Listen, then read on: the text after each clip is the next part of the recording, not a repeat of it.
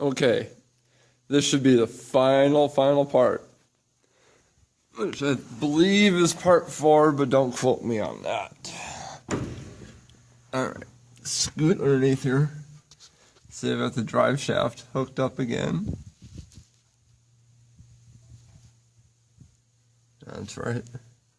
I thought the U-joints were out of line, or not the way they're supposed to, but yeah, they're right. They're all supposed to be facing the same direction on this. The 1959 F100. Scoot up here a little bit. Okay, now you can see that I've cleaned off all this surface with the fire cone. There's even some RTVs coming out. Still not quite dry. Give it about another hour before I fill up the transmission with oil. Alright, I told you I'd do torque specs. Alright, first of all, this is the one longer bolt. Kind of turn you to the side, you might be able to see this. That protrudes a little bit here. That's where your longer bolt will go. All of these bolts are 30, the manual says between 25 and 35 foot-pounds. I torqued mine to 30 because it's right in the middle of that range and it sounded good. When you do these, you're going to want to do them as like star pattern, like when you do your lug nuts on your wheels. You go here, then there's another one up here. Can't see it, but it's there. Then you come back and you do cross do them. So they all torque out evenly in this thing. It's nice and flat and flush. This whole carrier thing. I'm not sure what the name for it is, but this thing, so it sits nice and flat and flush against the back of your trans. Now you see I've hooked up my drive shaft, and you can't see that big nut that's up right about here. The drive shaft and the output shaft connect. You can't see it right now, but it's there. I did Loctite it like I said I would, and its torque spec is between 90 and 125 pounds of torque. Foot-pounds of torque. I torqued mine to 110 because it's tight and it's not the maximum, so I'm not really worried about hurting anything at 110. And it is Loctited, so it's not coming off. Not without an impact gummy. I really don't want to do this again. That seal, I mentioned it looked different because it was a little different. I thought it was just a newer style or something. It fit nice. I mean, that output shaft fit in there real tight, but not like so tight that it tore it or anything. Just nice and tight. Went in good. Now again, like I said, I'm going to wait maybe an hour or 2 hours for this RTV down here to solidify. It's that white done. Let's see, it's sticking to my finger. I'll show you the easy way to refill your transmission. The easy way. But while I'm down here, I'm going to show you where your drain plug is and where your identifying numbers of the type of transmission, Borg Warner transmission you have.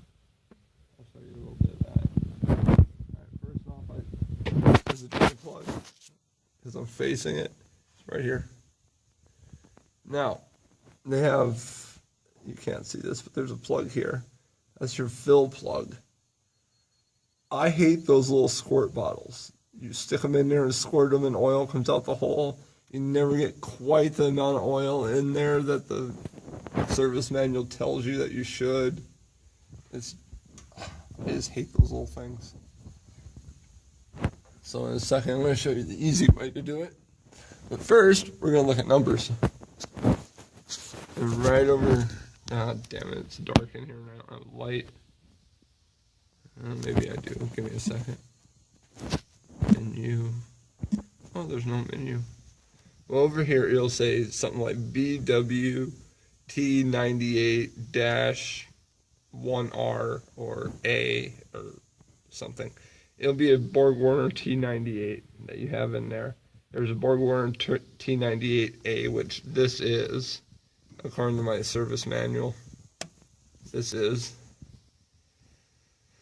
And that's how you identify it. It'll have, there's all different Borg Warner T's. There's a T90, there's 98, a T70. I've seen T5s.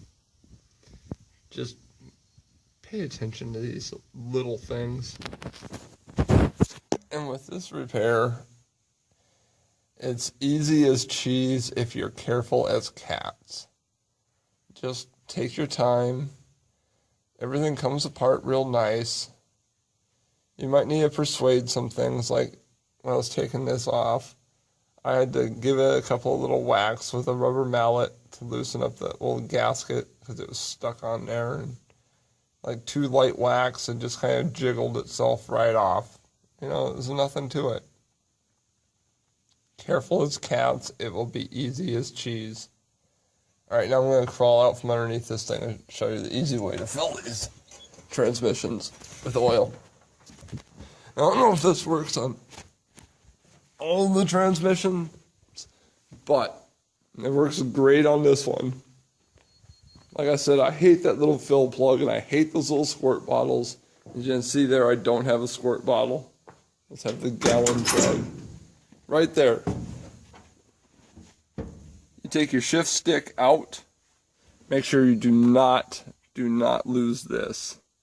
So I have it down there so I can get to it. Take your shift stick out, put a funnel in, and you can just pour that oil right in there.